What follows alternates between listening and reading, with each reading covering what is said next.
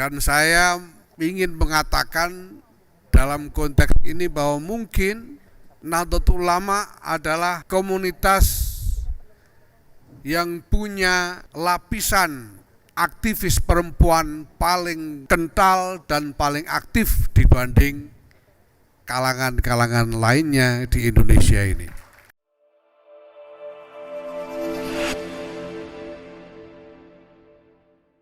Assalamualaikum warahmatullahi wabarakatuh.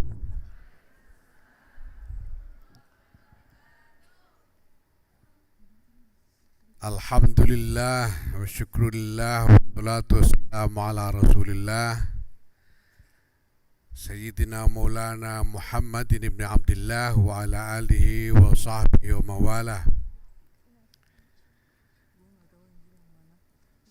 Amma ba'd, yang saya hormati Ibu Menteri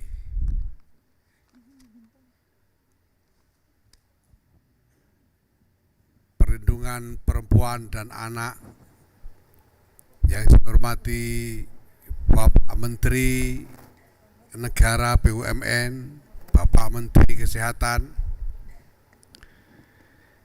yang saya hormati Ketua Organizing Komite Panitia Peringatan 1 Abad Nahdlatul Ulama, Ibu Yeni Wahid. Tadi lupa sebutkan bahwa Pak Menteri BUMN ini juga sekaligus adalah Ketua Steering Komite Panitia Peringatan 1 Abad Nahdlatul Ulama.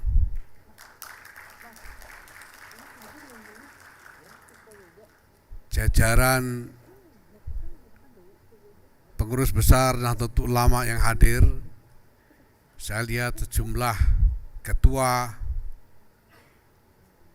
Tanfidiyah hadir, sejumlah wakil sekjen, ketua-ketua lembaga hadir dalam kesempatan ini. Yang saya hormati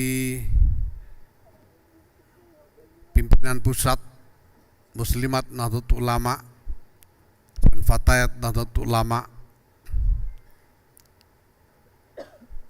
Ketua umumnya saya lihat hadir, sahabat Margaret.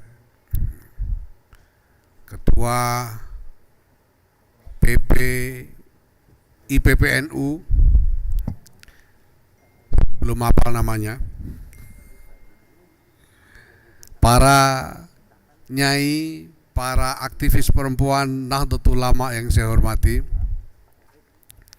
Alhamdulillah, hari ini kita berkesempatan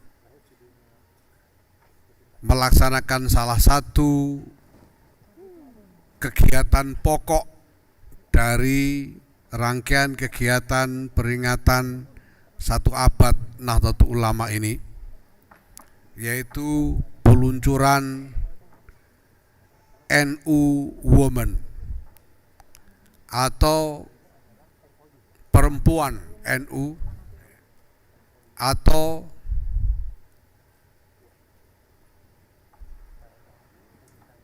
mungkin Nahdlatun Nisa. Karena kalau cuma dikasih istilah bahasa Inggris saja itu kelihatannya kok kurang gimana gitu.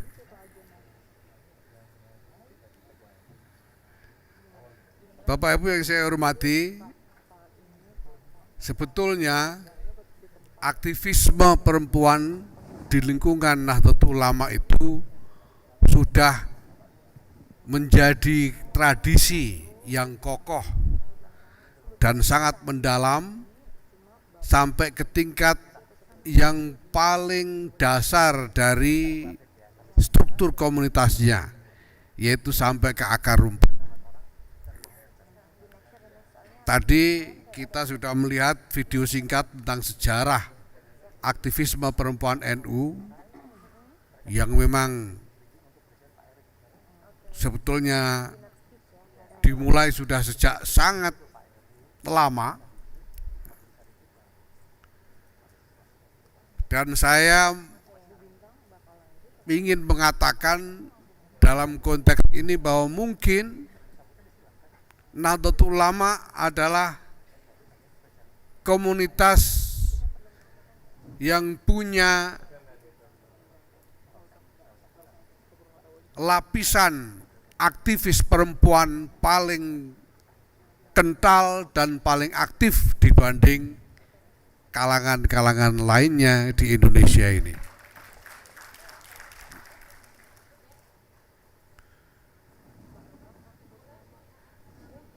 Saya sering sekali dengan bangga menceritakan bagaimana pada tahun 1938 di dalam muktamar di Menes, para kiai mengizinkan 2 orang nyai untuk pertama kali berpidato di depan muktamar, yaitu Nyai Juwaisih dan Nyai Siti Saroh.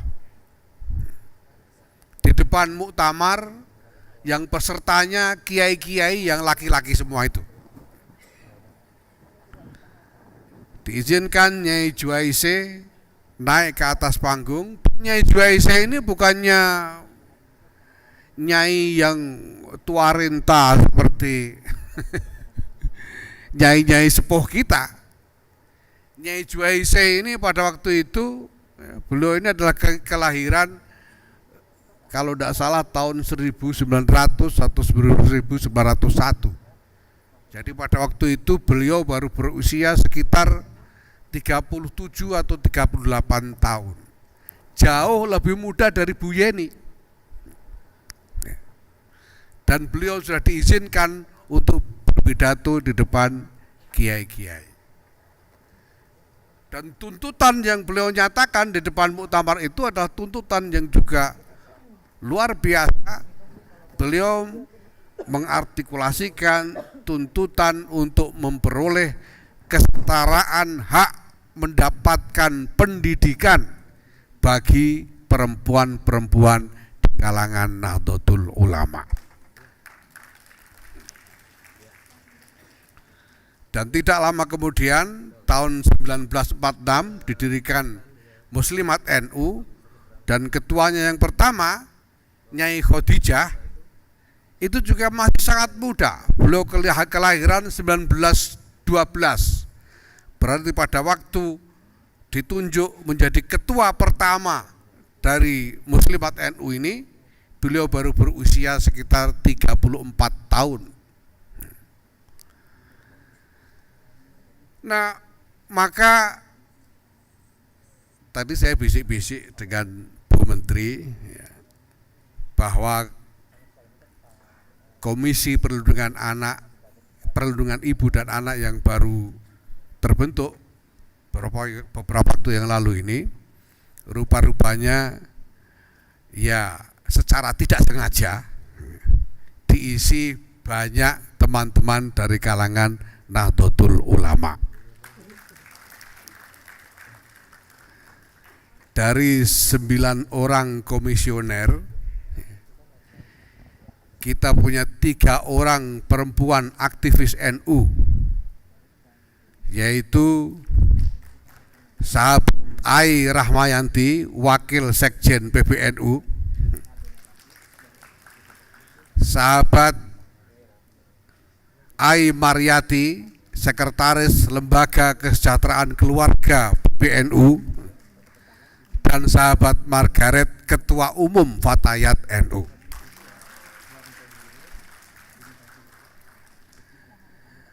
Masih ditambah dengan 2 orang lagi yang walaupun laki-laki tapi juga sangat aktif dalam kegiatan-kegiatan perlindungan ibu dan anak, yaitu saudara Aris Laksono dan saudara Kawian. Jadi dari 9 orang komisioner ada 5 orang dari aktivis Nahdlatul Ulama. Ini Masya Allah. Bu Menteri tadi mengatakan kepada saya bahwa sebetulnya saya itu sudah berusaha supaya ini jangan terlalu kelihatan NU-nya gitu. Maka dipilih panitia seleksi yang beragam, yang menggambarkan keragaman Indonesia, baik secara etnis maupun kelompok agama, bahkan wakil dari pemimpin atau tokoh agama ini diambilkan seorang tokoh dari kalangan Katolik kalau tidak salah, seorang ibu dari kalangan Katolik. Ya. Nah, tapi ya gimana lagi, rupanya ini Katoliknya Katolik NU juga, jadi sehingga akhirnya ya, hasilnya seperti ini. Di samping memang kalau kita melihat lanskap dinamika aktivisme perempuan, aktivisme perlindungan ibu dan anak di seluruh Indonesia ini, ya titik-titik yang paling menonjol saya kira apa boleh buat memang muncul dari kalangan Nahdlatul Ulama.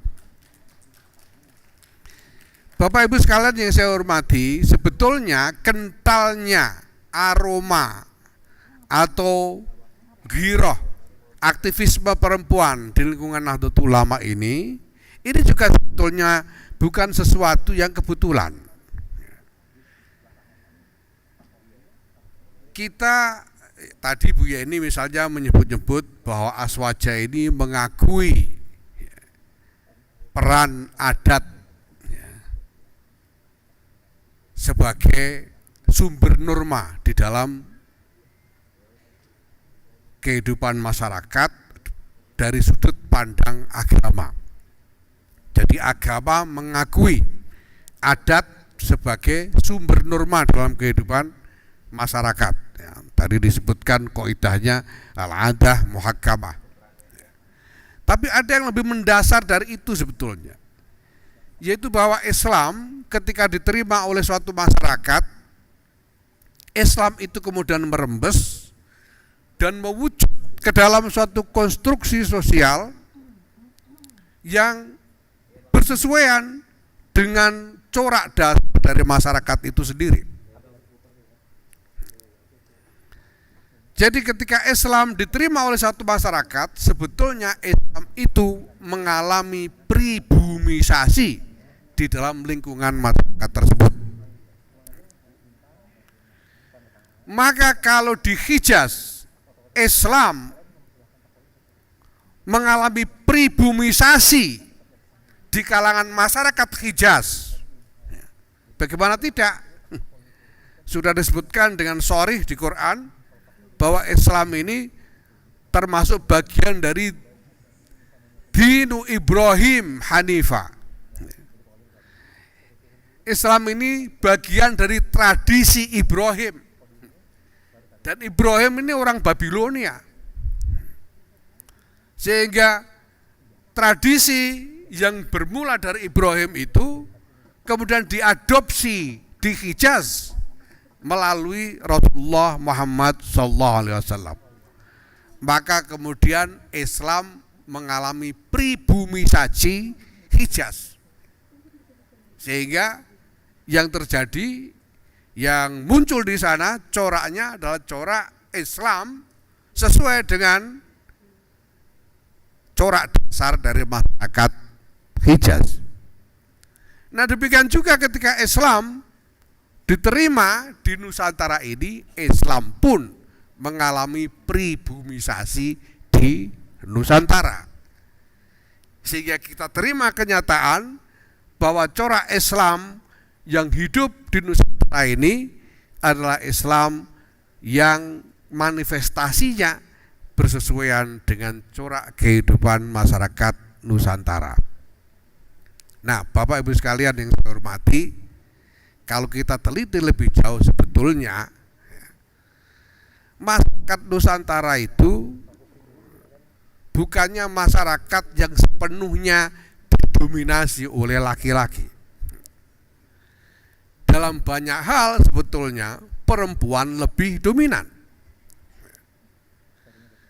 Bahkan sampai ada satu suku yang secara eksplisit meneguhkan dominasi perempuan dengan sistem keluarga yang meneguhkan prinsip matriarkal, yaitu suku Minang.